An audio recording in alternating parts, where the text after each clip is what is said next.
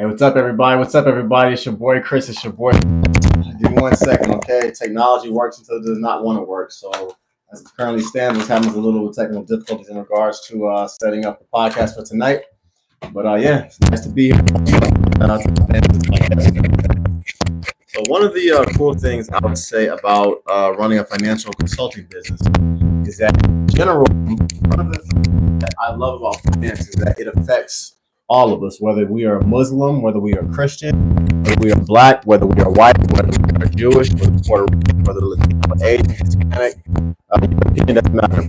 In general, everybody, at the end of the day, all of us, at least all of us who want to put value out into the universe, generally speaking, we go out there in the real world, we make our money, we do what we need to do so we can be law-abiding, tax-paying citizens of the United States of America, of Canada, of China, of the respective countries that we live in Europe, of Asia, Africa, wherever we live. And once we provide value for the services that we do, we expect to be compensated for it. And one of the things that we expect to be compensated for, once again, is if we are putting out a product that is worthy of being paid. And one of the things that I love about finance is that, once again, it does not matter where you come from or what you look like. All of us at the end of the day have bills to pay, and all of us at the end of the day, in theory, we should essentially want to provide a better lives for our family than we had for ourselves growing up.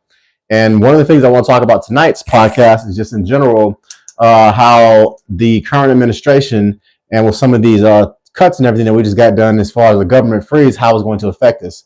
So if you're not familiar with it, Donald Trump at the current time I'm filming this has actually, as of today, in January, he has actually passed government freeze.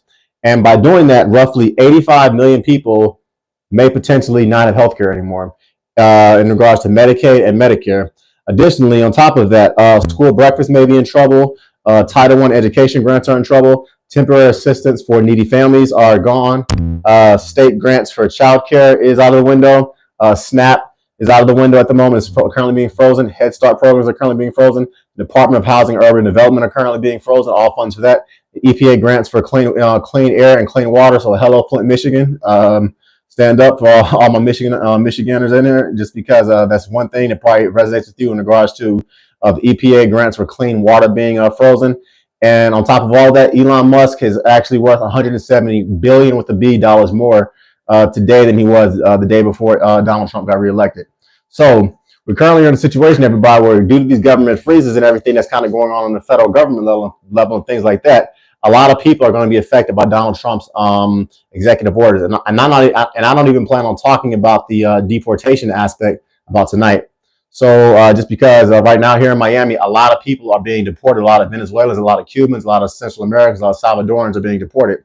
And I'm not even going to talk about that aspect. I'm just purely talking about the government freezes that Donald Trump did roughly 12 hours ago on the federal government in regards to the programs that I listed earlier. So there are 85 million Americans right now that woke up. That woke up last night who no longer have health care. So that's kind of what we're going to talk about in tonight's podcast. Additionally, I'm also going to talk about in these uncertain economic times that we currently are in, just certain wealth killers and wealth destroyers to avoid over the next 4 years under the Trump presidency. And I also want to talk about, more importantly, not just surviving economically over the next 4 years, how you essentially dominate and thrive over the next 4 years. Okay, that's just kind of what sums up what I want to talk about.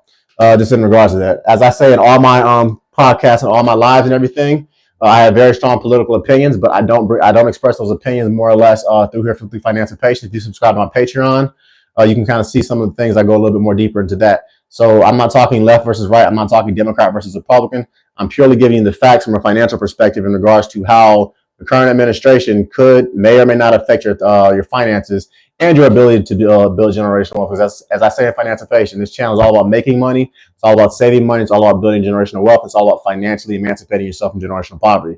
And whether there is a Democrat or a Republican in office, you need to be doing everything you possibly can to make sure that your children and your grandchildren and your great-grandchildren are in a better financial space legally than you were when you were born, okay?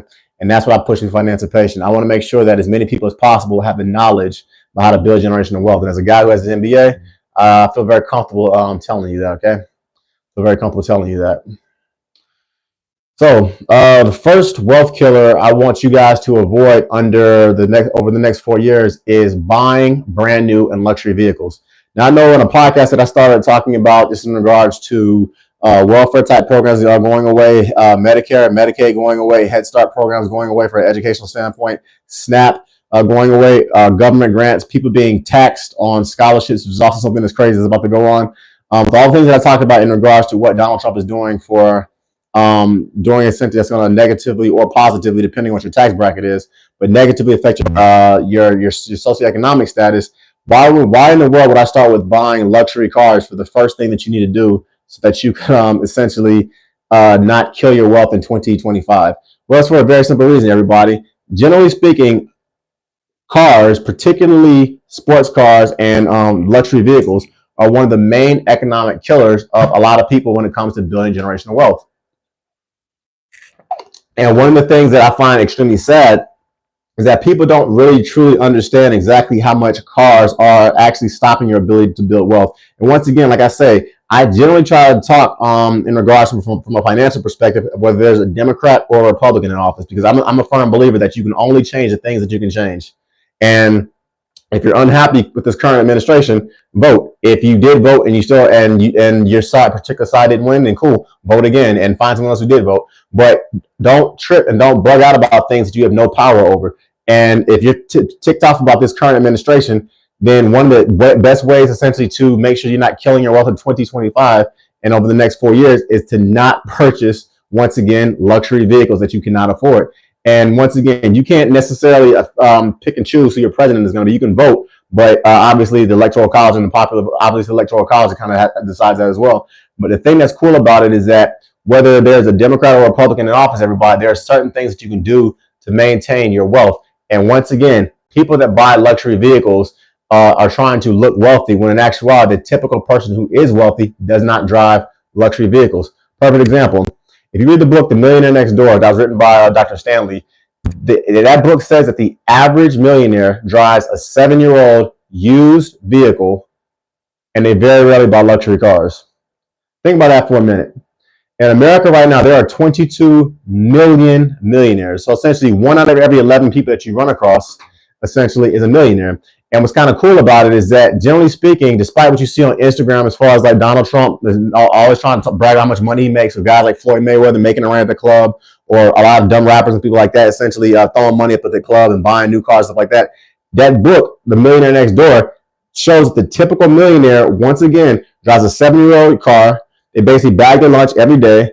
And on top of that, they also wear blue jeans from Walmart. So typically speaking, the typical millionaire, generally speaking, is a person that you don't even recognize. You probably play ball with them every Sunday at the Y. You probably go to church with them every weekend and don't even know if they're a millionaire. You probably walk by them every day on the subway. You sit next to them every day on the bus, and you don't have no idea this person's a millionaire. Why? Because a typical millionaire wants to blend in. And it's also interesting because a typical millionaire, once again, does not drive a luxury vehicle. I'll give you an example. Let's say you want to buy a brand new BMW. Well, the average BMW costs roughly $80,000. So let's say you basically take out a 62-month loan, and we take out that 62-month loan. Your monthly car payment is roughly $1,500 a month for this particular vehicle.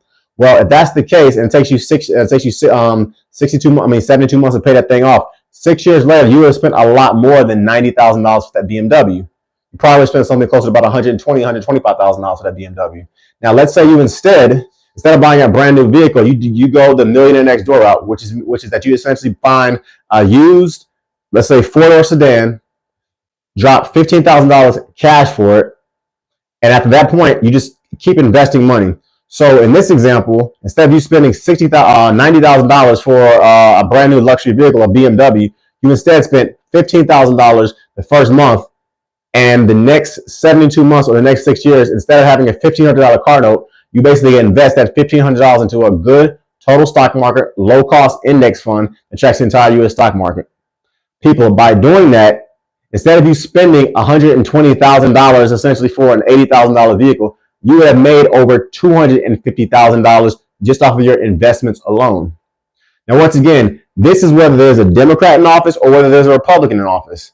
And this is why I say, everybody, there are ways that you can thrive regardless of who's in office, left or right. And this is the kind of things that are inside your power.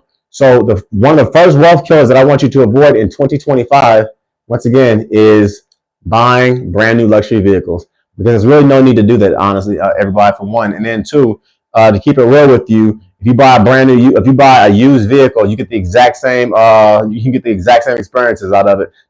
To keep it a buck. So that's the first thing I want you to avoid. The next thing I want you to avoid, generally speaking, over the next 4 years, regardless of what Trump decides to do, or regardless of what kind of cuts he's going to do, or how many tax cuts he gives guys like Elon Musk or Jeff Bezos and things of that nature, is I want you to avoid fancy investments that you don't understand. Now, this one is actually kind of interesting because right now, Donald Trump has a smart coin, a crypto coin called $Trump. And full disclosure, everybody, if you want to subscribe to the channel, or if you want to give me a super chat, please hit that super chat button below, and or go to my Cash App, $CHRISP485. Okay. So right now, Donald Trump has a crypto account, and it's called the Trump coin, essentially $Trump. And with this particular Bitcoin, with this particular cryptocurrency, I'm sorry, he has lost, at the time I'm recording this in January, over $8 billion with a B dollars, just off his crypto coin alone. And his wife, Melania, she has a crypto coin as well called $Smelania. And with this particular crypto coin or whatever, this has also lost multiple billion with the B dollars. So essentially, from the White House, Donald Trump right now is currently selling a Bitcoin, a Bitcoin cryptocurrency that has lost his subscribers and has lost his investors over 10 billion with a B dollars. It's only been, and it hasn't even been around for 2 weeks yet. I want you to think about that for a minute. In less than a week and a half, this guy's already lost over 10 billion with a B dollars for his investors who were foolish enough to actually invest into this shiny new crypto account that was ran by Donald Trump. And that's why I tell everybody, generally speaking, people stick with the tried and true methods of building wealth, which are property, land, and real estate. And it's really sad because, once again, a guy who's worth supposedly over $1 billion is out here putting out stuff in regards to people, things they should buy, things they should not buy. And even though he's a quote-unquote billionaire, the guy has literally lost over $10 billion for his customers and for his investors to actually invest into his crypto account. And what do I mean by that? I mean, it's simple. Once again, do not invest into things that you don't understand. Do not invest into the flashy, new, sexy investments that people are pushing out here that you don't understand. And that's one of the things that I notice that happens to a lot of people, especially my lower socioeconomic status folks who actually come across a lot of money very quickly. They'll find some new investment they want to invest into that they don't understand, and they are what I like to call enthusiastically ignorant. And as a result, they lose a lot of money. So avoid that stuff, okay? The next thing that I want you to avoid during the next 4 years of the Trump presidency is I want you to essentially avoid any expensive financial planners. Now, this one is actually always kind of funny because whenever I talk to people about financial consulting and things of that nature, people always ask me, okay, Chris, if I want to get a better product, if I want to get a personal trainer, the more money I spend for the personal trainer, the better I get, right? Not necessarily. People always ask me, okay, if I want to hire a lawyer, the more money I spend for a lawyer, the better I get. Not necessarily. To some extent, yes, but not necessarily. Okay, Chris, if I want to get a mechanic, the more money I spend for my mechanic, the better product I get. Possibly. But generally speaking, in America, the more money that we spend for something, generally speaking, the better the product is going to be. That is not the case, however, with financial planners, okay? So what I mean is this. Right now, if you take a look at the U.S. stock market, it has averaged about 11 to 12% over the last 40 years. Now, given what's going on right now with all these tariffs that are going to be coming soon, and the uncertainty in the market in regards to whether or not our oil is going to go up or down, and our oil reserves are going to have to be tapped into, and whether or not China is going to basically hit us with a humongous tariff to combat the one that Donald Trump is going to give us, or whether Canada is actually going to cut off our oil and our energy reserves. There right now is a lot of uncertainty in the market. And at the time I'm recording this, the stocks are actually kind of starting to trend downward. But that's neither here nor there. For this example, let's just say it like this. Over the last 40 to 50 years, the stock market has averaged roughly 10%. So what that means is, because it's averaged about 10%, if you invest into a good total stock market index fund and tracks the U.S. stock market, you're going to get about 10% back in your return.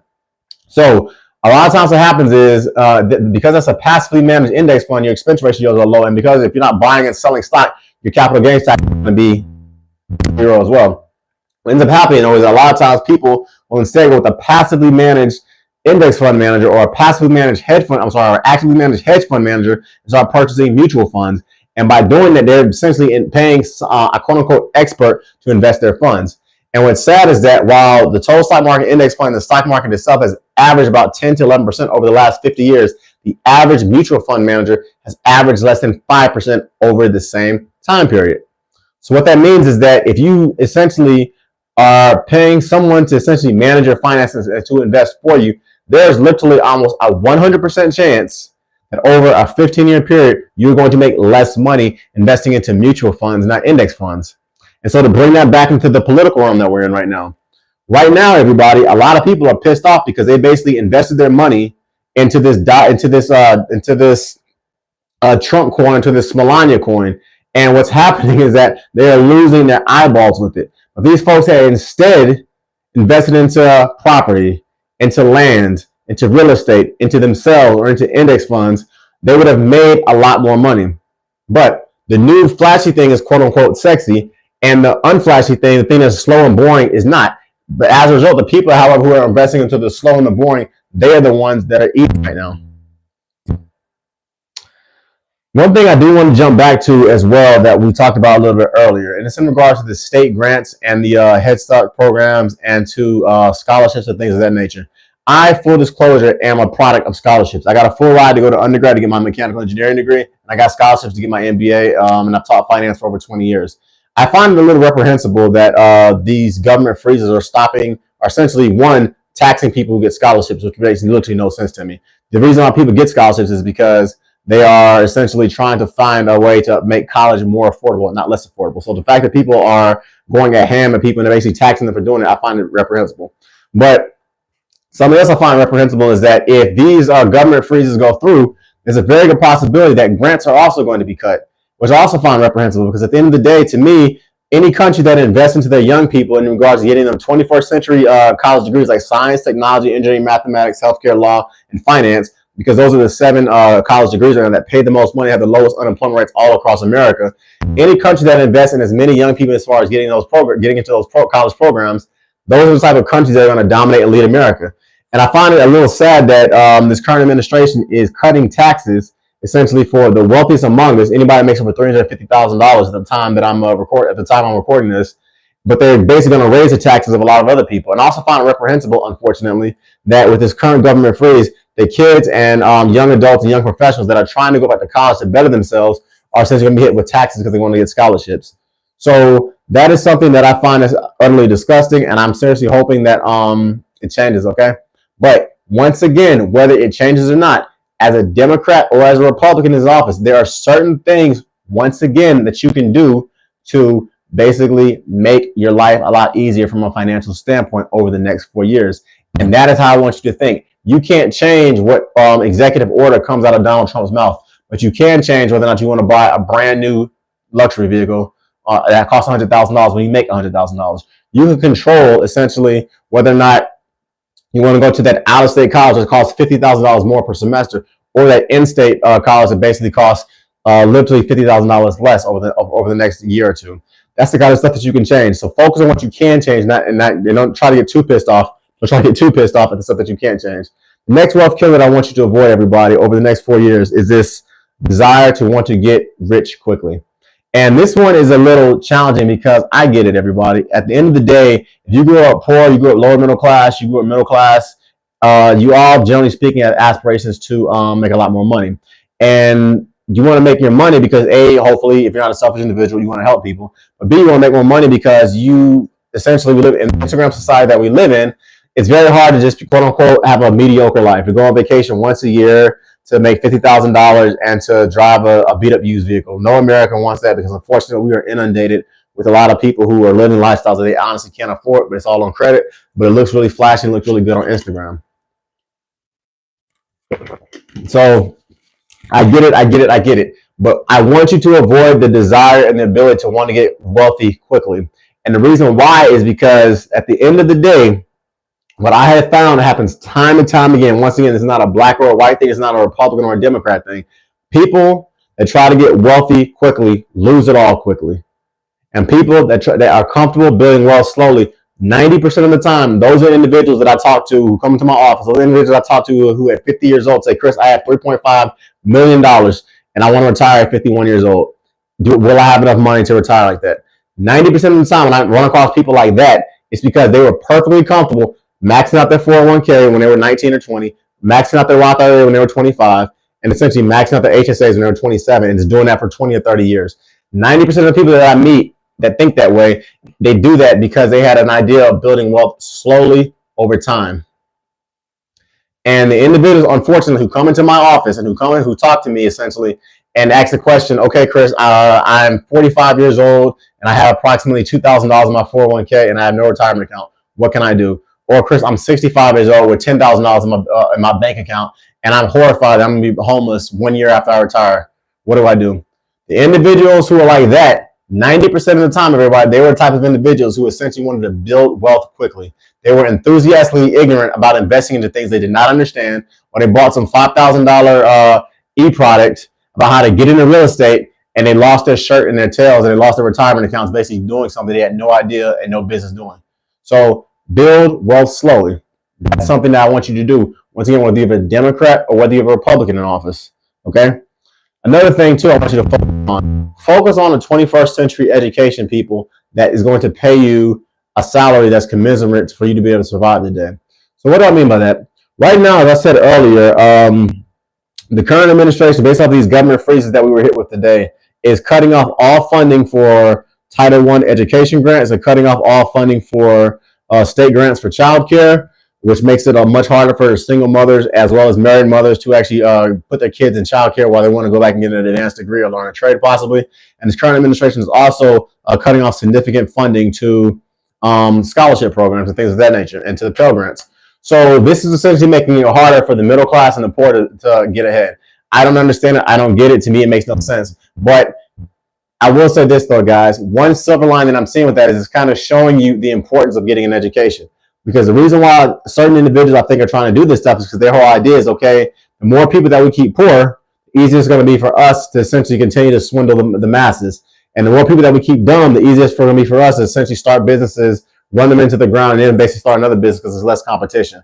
So to me, this is kind of a win into the soul of certain individuals who don't care about the middle class or the poor, and they want to squeeze them out. And this, to me, give you more of an incentive, essentially, to want to work harder, to get that degree, or learn that trade, start your own business, and then financially thrive and flourish. So don't let these handicaps stop you, okay? Where there's a will, there's a way. Figure out a way to essentially, once again, give yourself a 21st century career that's not going to be affected by, quote-unquote, AI, that's not going to be affected by jobs getting sent out of the country and things like that. And get yourself a 21st century degree in a field where you can make a sustainable living and where you can invest your money and max out at least one of the three pillars, which is either your 401k, your Roth IRA, or your HSA. So don't let these impediments stop you, okay? Something else I also want to get on as well. The Department of Housing and Urban Development, the fact that the funds are being cut for that, I also find to be a little kind of reprehensible because to me, I also don't understand how it benefits America when people don't have affordable housing. Full disclosure, I am a complete capitalist. I'm 100% behind individuals that work very hard. I'm 100% behind individuals that do what they can to advance themselves. And I truly believe that in America, this is the greatest country in the world when it comes to building generational wealth. Having said that, I also believe that America is at its best when you actually invest into its citizens. And I don't understand how you can turn around and give a multi-billion-dollar tax cut to the wealthiest Americans among us, but then turn around and want to cut funding to Head Start programs, which have been proven to lower the prison population rates.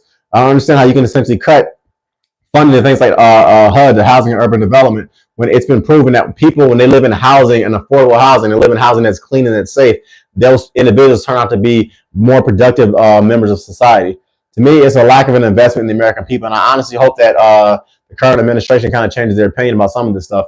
But once again, everybody, that's things that are not necessarily within your control. What is in your control is playing the long economic game, figuring out how to become financially literate, watching channels like Financipation, figuring out the type of things that can basically teach you exactly how Roth IRAs and how Roth 401ks work, watching things about how investment trusts work, how revocable trust work, how irrevocable trust works, the difference between a Roth IRA and a 401k, why you should go with a high interest bank account versus a typical brick and mortar account. These are the kind of things, everybody, that are in your possession and that are in your control, whether they're, once again, whether Kamala wins or whether Donald Trump wins. That's the kind of stuff that I want you to focus on. That's the kind of stuff that I want you to master, okay? So those are the kind of things that I want you to look at, and those are the kind of things that I want you to essentially believe in. Okay, that's what you need to focus, and that's what you need to put your attention on. The things that are in your control: getting financially literate, cutting your debt, investing your money. That's what you need to focus on, everybody. One second, guys. Cool, cool, cool. All right, back. 1 second.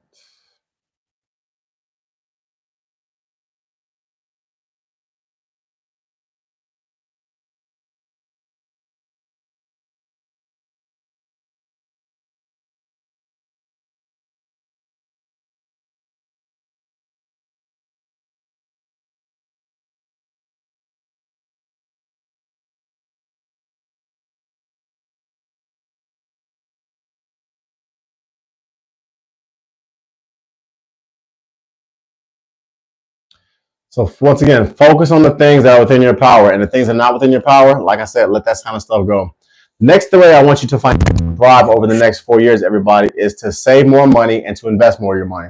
And this is another one that once again goes back to the initial point that I talked about things within your power and things outside of your power.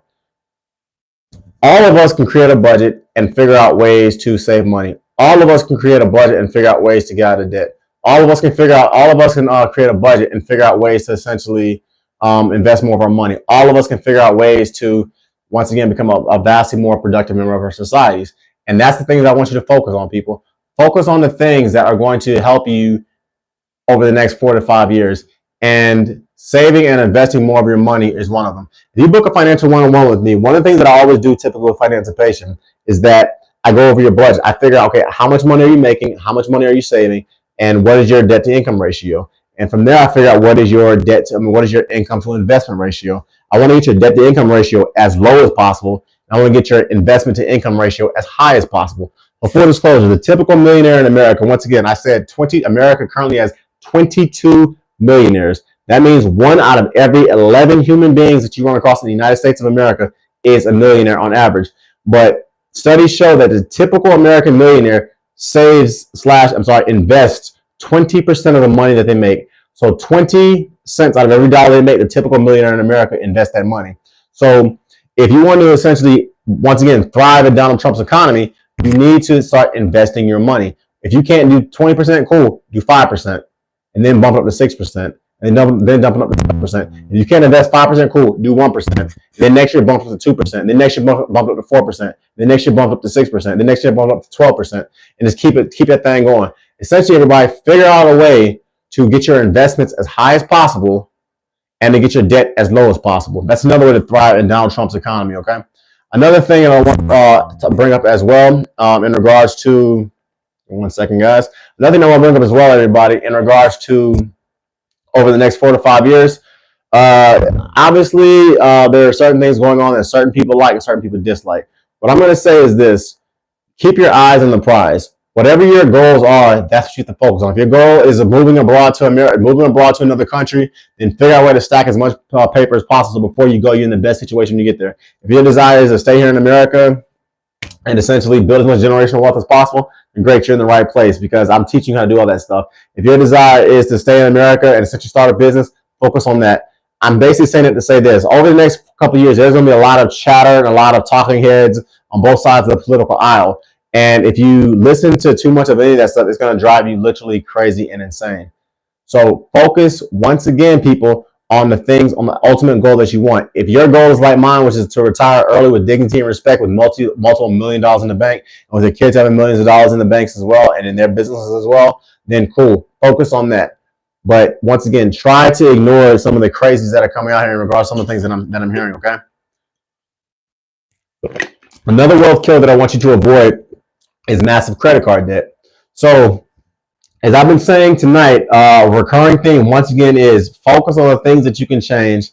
And I'm not going to say ignore the things that you can't, because once again, all these federal government freezes in regards to Medicaid, Medicare, school breakfast programs being cut, Title I educational grants being cut, temporary assistance for needy families being cut.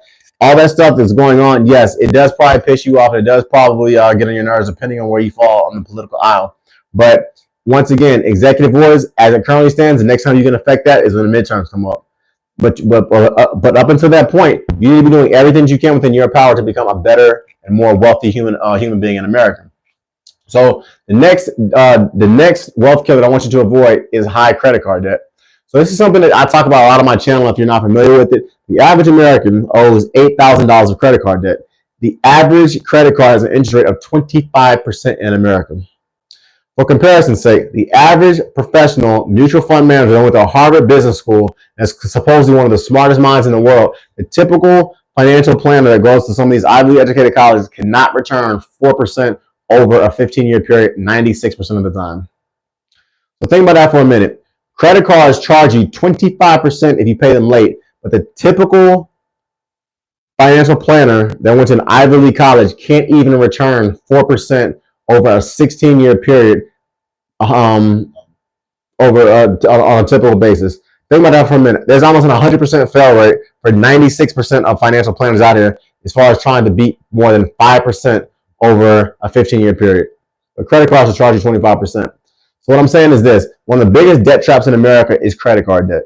Avoid it at all costs. If you got to get a second job to get out of credit card debt, if you got to basically pay all your minimum balances over the next 4 years to basically throw as much money as you possibly can to your credit card debt and get that out of there, because credit cards to me are the absolute worst debt that you can have. At least with the student loan, your credit goes up, and you actually get tax cuts in regards to certain states that you live in of paying your student loans off. And same thing with the house. House loans and house mortgages are bad, but the cool thing about a house mortgage is that once again you're getting equity into your property.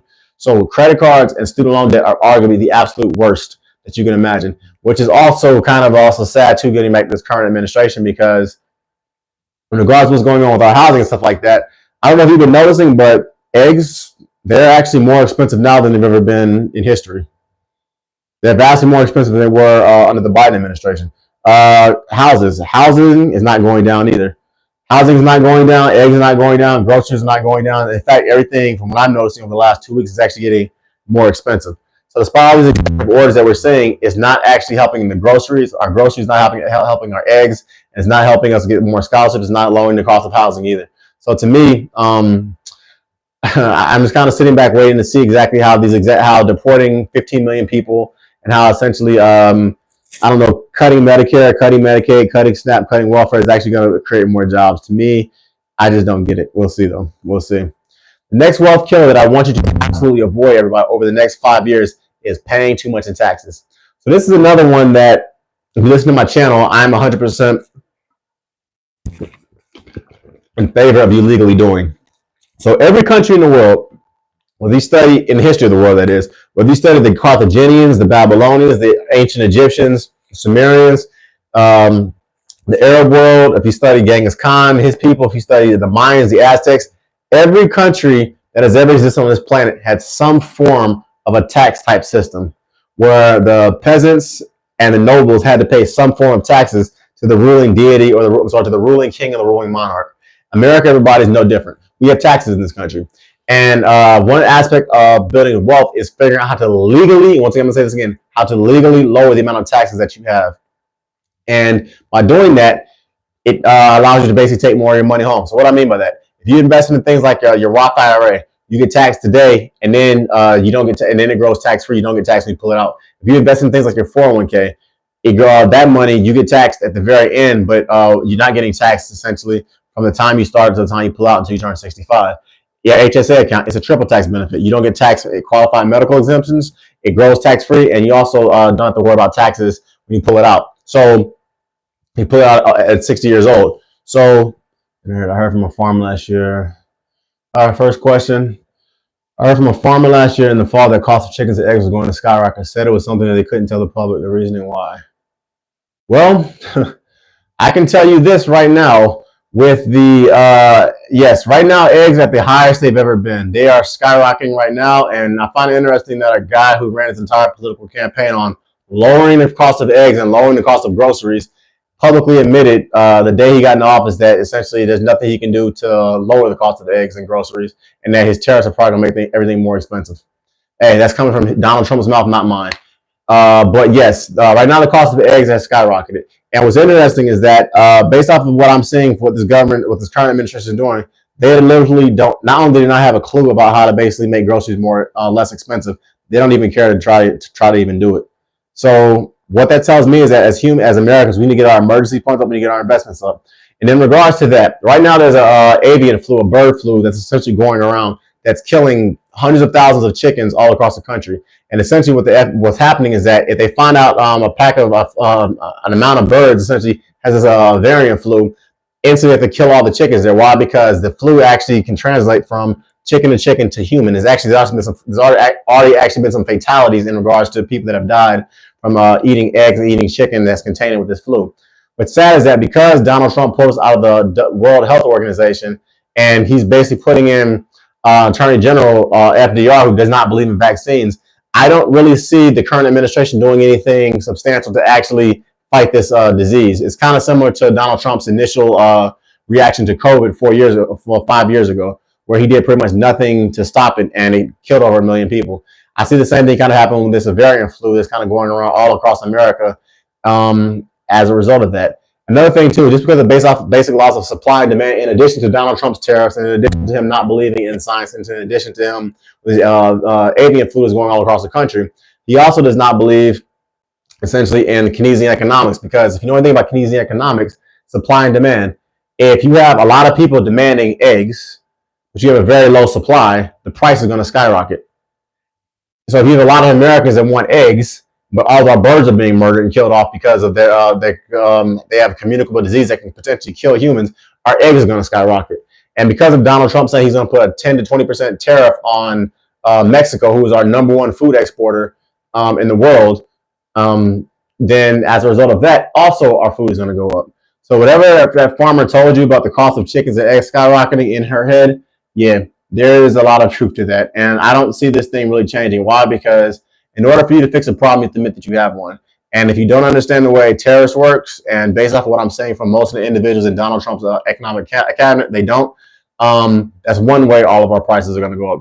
And secondly, if you don't understand, essentially, if you don't believe in vaccines, don't believe in actually medicine or science, and your scientists are telling you to do something, you're ignoring them or firing them, when you get hit with the pandemic, like what happened to us with COVID, and you hit with another low-scale pandemic, like what was going on with this avian flu that's going around killing birds and killing people, I really don't see anything changing.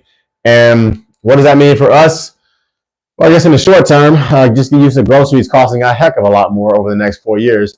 And also, I would say, to me, it means that you need to get your financial houses in order. You need to get your emergency funds up. You need to basically possibly consider starting a business on the side. You need to also consider possibly growing your own food. So these are kind of things that me and my wife, we actually talk about, we discuss. But thank you for that question, in her head. I appreciate that. Keep them coming. Keep them coming. Once again, hit the super chat, everybody. It's appreciated. We appreciate it. Hit the super chat. My cash app is $CHRISP485. $CHRISP485. Hit up the super chat, everybody. Salute. Keep it moving.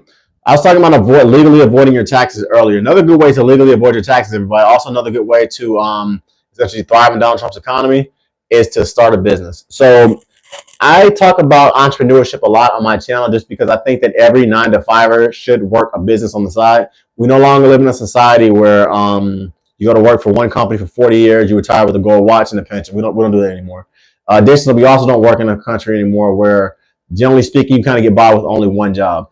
In America today, in modern day America, which is what we all live in, obviously, you need to have your corporate America salary so that you can have your health care, and you also should have a business on the side. If you're an entrepreneur, it's even better.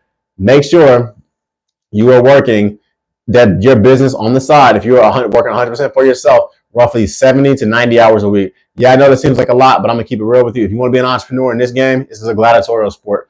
Entrepreneurship is not for the faint of heart. So if you're serious about being an entrepreneur, you're not working corporate America, you need to be working about 80 to 90 hours a week. If you are working in corporate, you need in addition to working your 50 hours a week, you should be probably putting about 25 to 30 hours a week on your side business. And what could eventually happen over time is that your side hustle money eventually catches your corporate America money, and then it eventually gets higher and higher. That's what you should be doing as a business owner and as an entrepreneur in America. And if you, by doing that, in her head, and by doing that, it allows you to essentially, to some extent, kind of ride the political and as well as ride the torrential financial and economic times we could potentially be heading towards. America, if memory serves me correctly, has had roughly a 16-year gap. Sorry, 16-year high run of our economy doing extremely well. The worst period we had was during the first 4 years of Donald Trump's term over his last 2.5 to 3 years in office. But if you take out that period between 2008, the beginning of Obama's term, and between Joe Biden and his term in 2024, America essentially had 16 of the 18 years. Sorry, yes, 14 of those 16 years, we had an economic boom. And the thing about the stock market and the economy is that it goes up, but then it eventually heads down. And if we are in fact headed towards a recession, and by all accounts, if you take a look at kind of what's going on from a executive decision perspective, it does seem like it's kind of some chaos right now with the current administration. We could potentially be headed towards a recession. And if that's the case, everybody, good. The best thing to do during a recession is to make sure you have a fully stocked emergency fund. Make sure you keep your eyes on the prize as far as good deals that are around, and also to invest more of your money. And the reason why I say that is because when eggs are on sale, I'll use the term eggs in her head. When eggs are on sale, what do? You buy more eggs. Well, when the economy tanks, that's the best time to buy stocks, because you can buy $150 per share stock for $35. And when things are going bad in the economy, it's also a good time to buy a home or buy more homes. So let's keep all that in mind, okay? Keep all that in mind. All right, everybody, keep the questions coming. Keep the questions coming. Super chat is definitely welcome, everybody. This is a live chat, so keep the comments coming. And once again, my Cash App is $Chris P485. Keep moving, keep it moving. Talk about legally minimizing your taxes. Max out the 401k, max out the Roth IRA, start a business, max out the HSA. There's a lot of things, everybody, you can do to make money, whether you have a Democrat or Republican offer. What's up? Action clip CDOM. In a crash economy, if I can only buy one, should I get stocks or land? It depends what you want to. Depends what you're trying to do. I can tell you this: in regards to stocks, you generally speaking don't really go wrong if you go buy the entire stock market. By the entire stock market, I mean good total stock market, low cost, passively managed index funds. Over the last 50 years, they've averaged roughly 10%.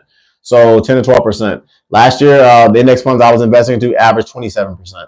So if you are a passive investor, you just essentially want to throw your money towards something, not touch it for 25 or 30 years, and to watch that thing grow, you can't go wrong with a good index fund.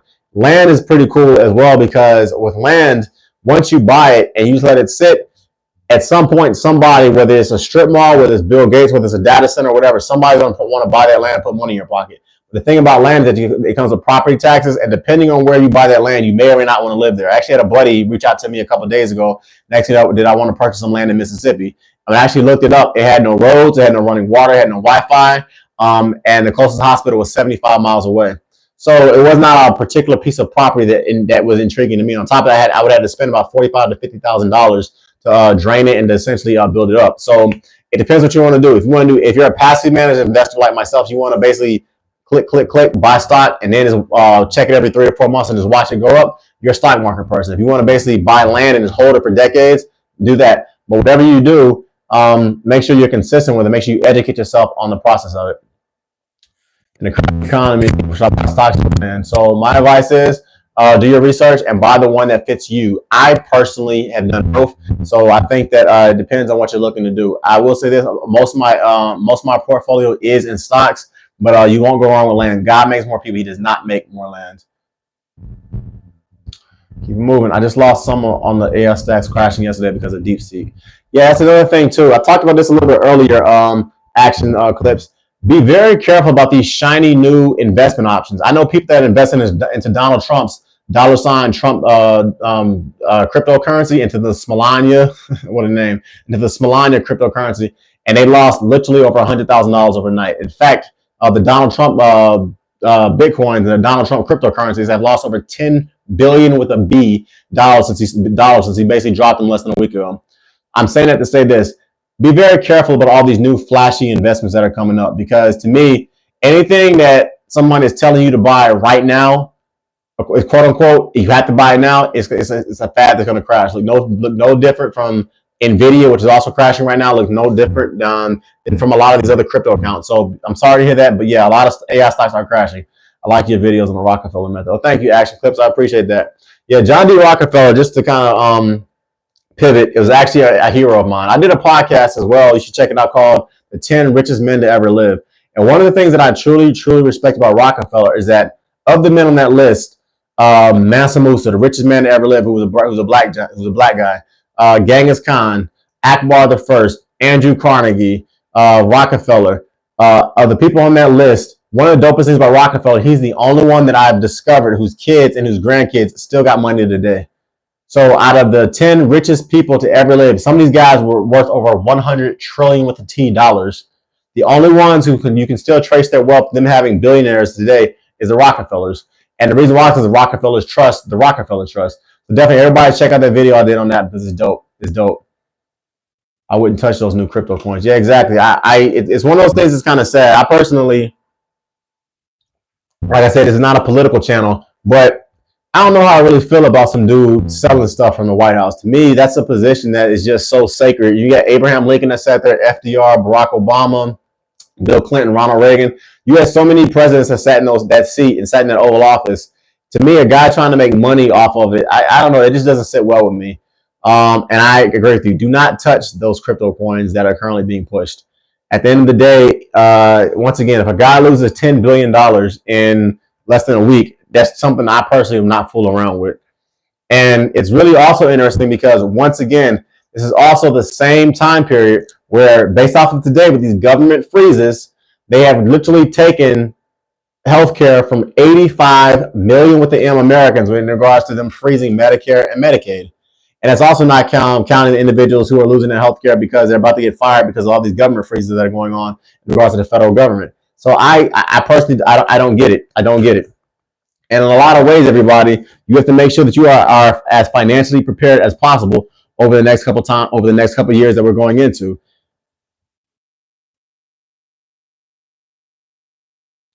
So yeah, keep them coming, everybody. Keep them coming. Keep the questions coming. Once again, hit up that super chat. My Cash App is $CHRISP485, Chris P485. That's my Cash App. You can also check out my super chat below. Check that thing out too as well. I love giving you guys free content. It's always nice when you essentially support your content creators. Okay. So stocks or land in her head. So which one are you gonna buy? In a crashed economy, which one are you gonna get? Stocks or land? Which one? Full disclosure, I'm personally going to invest a lot into stocks over the next couple of years. As far as land as a property, I'm looking at, but it's a little more time consuming to manage and things of that nature. So I'm a very, very busy man right now. So I'm probably going to put a lot of my money into stocks.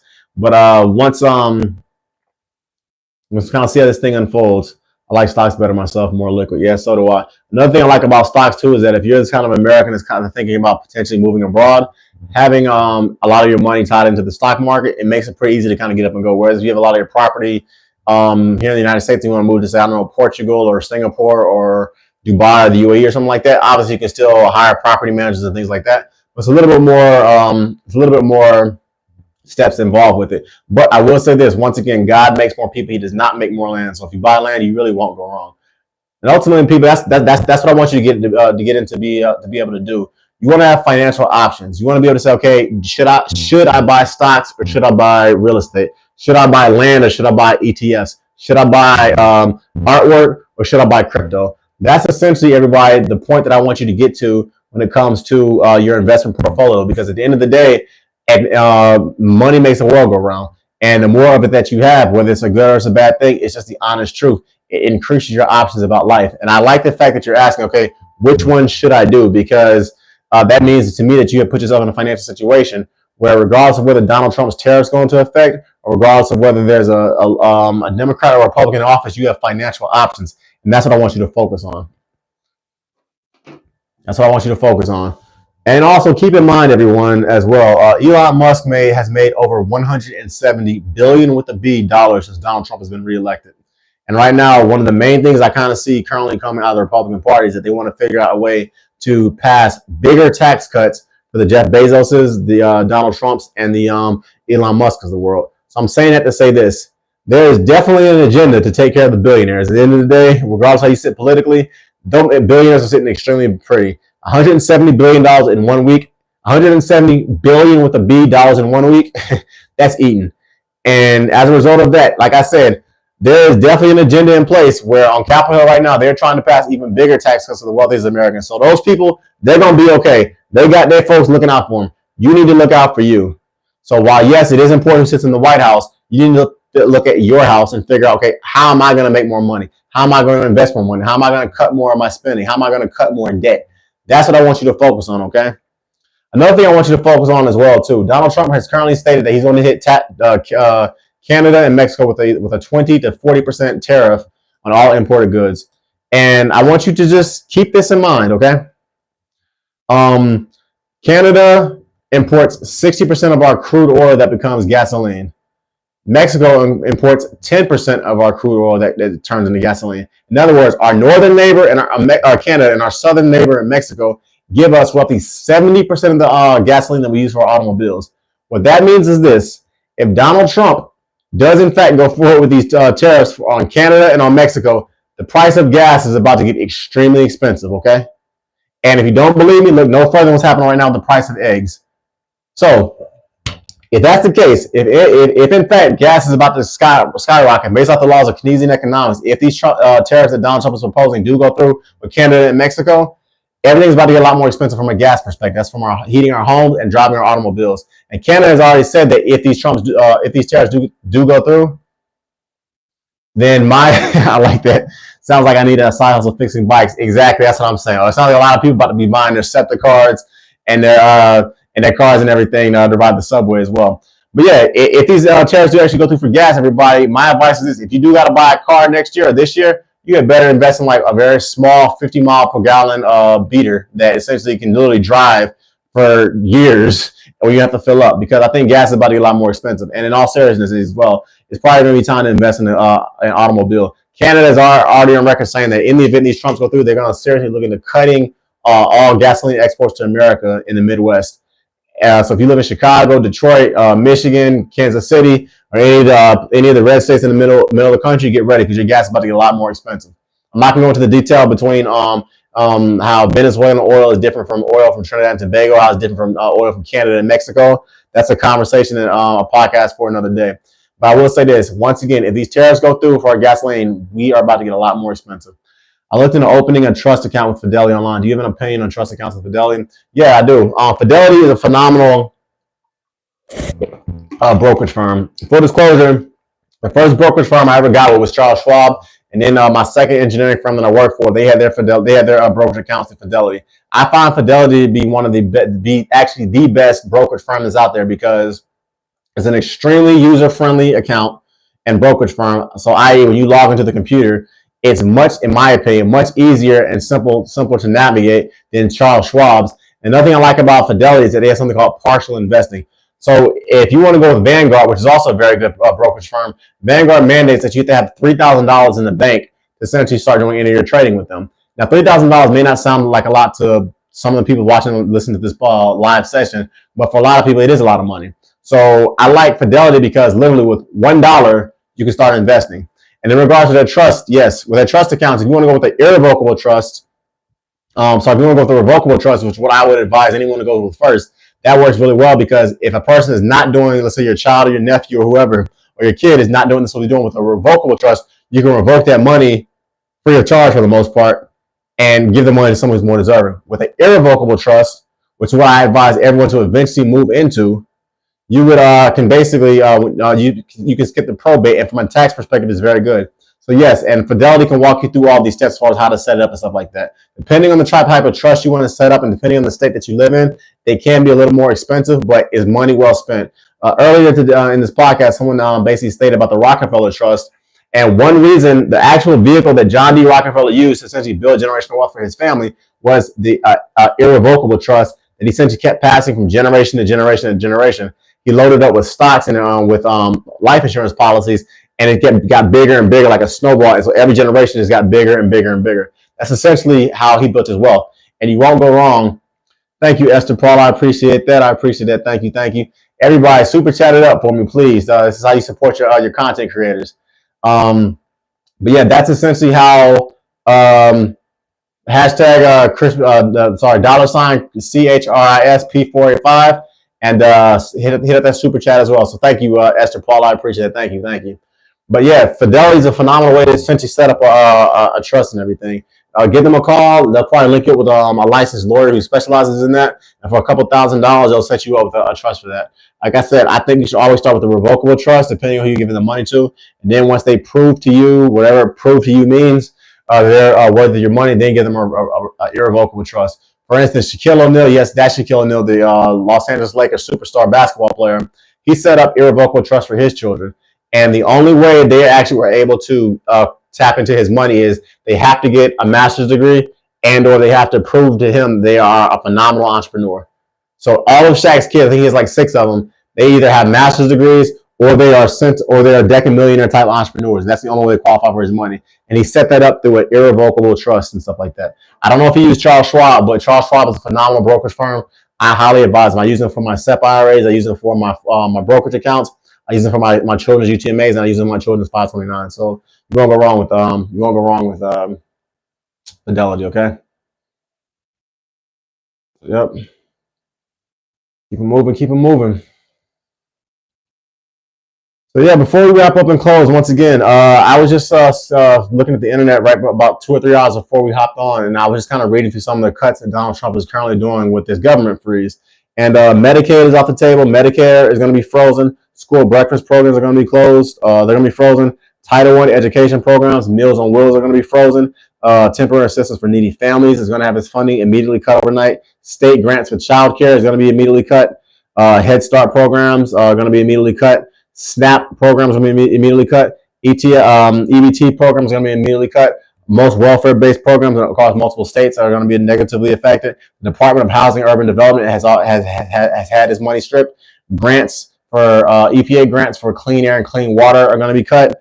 And as I stated earlier, Elon Musk has received a tax cut for over $10 billion, and he's made over $170 billion with a B since Donald Trump has been reelected. So everybody, at the end of the day, whether you're a Democrat or Republican, elections matter. And based off of the government freeze cut that Donald Trump is doing, that's going to affect you. I didn't know you could do a trust with a Schwab of duelist. Yeah, generally, like I said, the thing about trust is that you can do them through a lawyer. You can do them through a brokerage firm like Charles Schwab, like Vanguard, like Fidelity. You can do them through all of those. Generally speaking, they're going to link you up with a lawyer who's licensed in whatever respective state that you live in, or Fidelity. And from there, they're going to get you the professional help that can walk you through it. The thing about trust is that they are a lot more, from my perspective, forward thinking than wills. I think everybody should have a will or a trust. Wills, generally speaking, are significantly cheaper.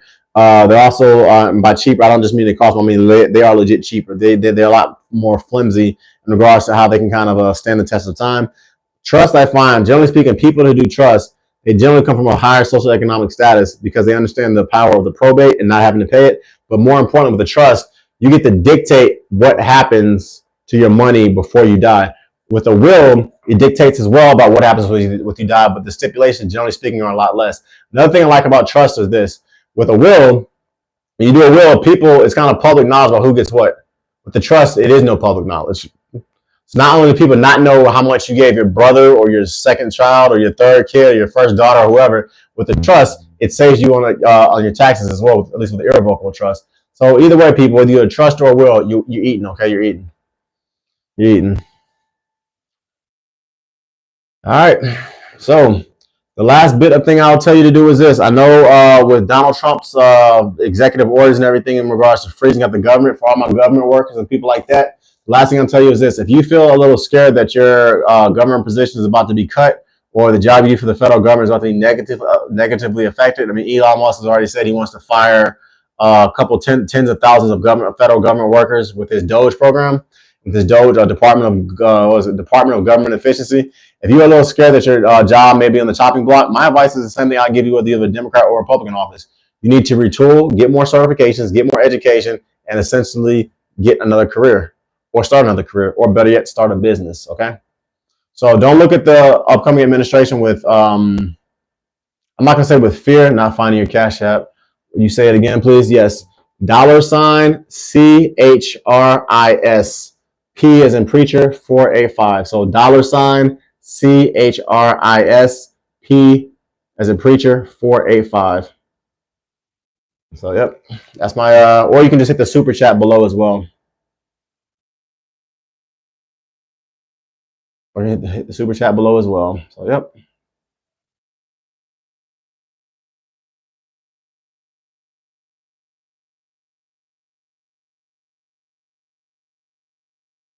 Thank you, Internet. Thank you. I appreciate it. I love doing this. So yep. So $CHRIS. P is in preacher, 485. And yeah, it's one of these kind of things, people, that I just think that generally speaking, when you teach a person how money works, how to become financially literate, how to invest their money, how to save their money, and essentially what to look out for and what not to invest in, you can literally change the entire portion and the entire trajectory of a person's life. And that's why I started Financipation. I want to teach you how to make money, how to save money, how to invest money, how to build generational wealth, and how to financially emancipate yourself from generational poverty. All right, everybody. So that is getting a little late. So for our bounce, anyone have any questions for me? And thank you, in her head, for the Cash App. I appreciate that.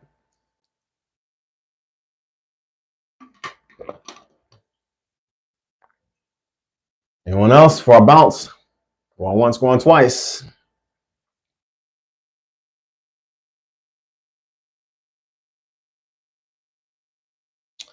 All right, thank you, everybody. It's your boy Chris. I'm out. Peace. Peace.